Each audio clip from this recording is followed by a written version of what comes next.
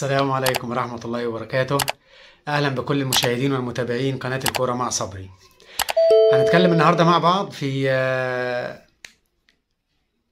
نقطة مهمة، وهي سبب مشاركة الأهلي في كأس العالم للأندية.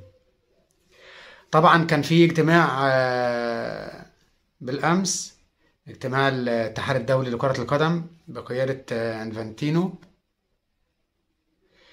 وأسفر الاجتماع عن اختيار الأهلي ممثلا لقارة أفريقيا للمشاركة بكأس العالم للأندية. طب في ناس هتقول إزاي؟ هقول لكم أنا إزاي. قبل كل شيء أحب طبعا أذكركم بالاشتراك في القناة وتفعيل زر الجرس واللايك والمشاركة علشان يصلك كل جديد عن القناة وتستفاد بالمعلومات الرياضية. طيب هكمل كلامي. ليه تم اختيار الأهلي مشاركا أو ممثلا لقارة أفريقيا؟ طيب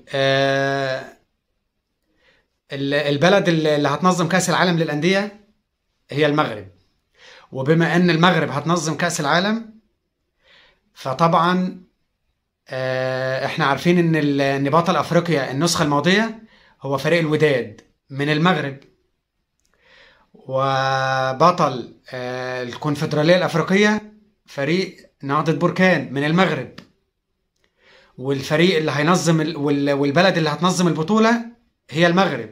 اذا ما ينفعش يعني ده بالنسبة للوائح كرة القدم او لوائح الاتحاد الدولي، ما ينفعش البلد المنظم يكون فيها فريقين يشاركوا في كأس العالم للأندية. فإذا الوداد لما هيشارك في كأس العالم للأندية مش بصفته ان هو بطل افريقيا، لا، بصفته ان هو صاحب التنظيم، وبصفته ايضا ان هو بطل الدوري في المغرب. يعني لو مثلا مصر كانت هتستضيف كأس العالم للأندية كان الزمالك هيشارك. طب ليه؟ ما هو الزمالك ما شاركش في بطولة أفريقيا السنة اللي فاتت، ده كان البطل الوداد والوصيف الأهلي. لا، ما هو الزمالك هو بطل الدوري، فكان هيتم اختيار الزمالك. لأن الناس طبعا عمالين يتكلموا طب الزمالك ما يشاركش ليه؟ يا جماعة ما احنا برضو يعني بنشرح بالراحة عشان الناس تفهم. الزمالك هو بطل الدوري في مصر، ما هو ما شاركش في نسخة دوري الأبطال، لأن الوداد هو اللي أخذ البطولة والأهلي كان الوصيف. فالوداد هيشارك في البطولة بما إنه صاحب التنظيم، وبما إنه بطل الدوري في المغرب. يعني مالوش دعوة بأفريقيا. اللي هيشارك ممثل لقارة أفريقيا هو الأهلي، علشان هو وصيف البطولة. فده اللي احنا كنا عايزين نوصله. طبعا الاهلي في البطوله دي هو شارك فيها 7 مرات، يعتبر تاني اكثر الانديه على مستوى العالم مشاركه في كاس العالم للانديه. والمشاركه اللي جايه بتاعت في السنه الجايه يعني 2023 ان شاء الله هتبقى موعد البطوله في 1 فبراير ل 11 فبراير. وطبعا تم تأجيلها بسبب مباريات كأس العالم اللي تقام في قطر حاليا، وإن شاء الله هتنتهي في 18 ديسمبر. طيب قلنا الأهلي شارك 7 مرات، يعتبر ثاني أكثر الأندية مشاركة في كأس العالم للأندية بعد أوكلاند سيتي، لأن أوكلاند سيتي شارك 10 مرات.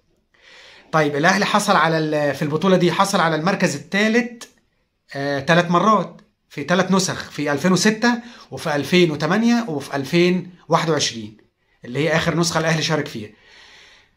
طيب هنقول برضو الفرق اللي هتشارك السنة دي في كأس العالم للأندية هم طبعا 7 فرق.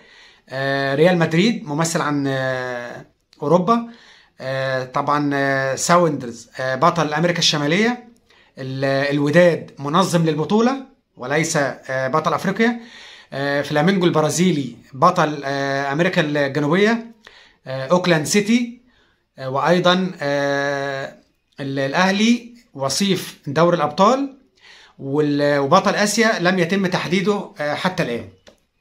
فدول السبع فرق اللي هيشاركوا في كأس العالم للأندية. طبعا زي ما قلنا وذكرنا بموعد البطولة هتكون من 1 فبراير ل 11، من 1 ل 11. ما تنسوناش بالدعم وبالمشاركة وبتفعيل زر الجرس والكومنت علشان يصلك كل جديد عن قناتنا. وانا زي ما قلت انا بتقدم وبتطور بسبب دعمكم لي. فدمتم في امان الله، والسلام عليكم ورحمة الله وبركاته.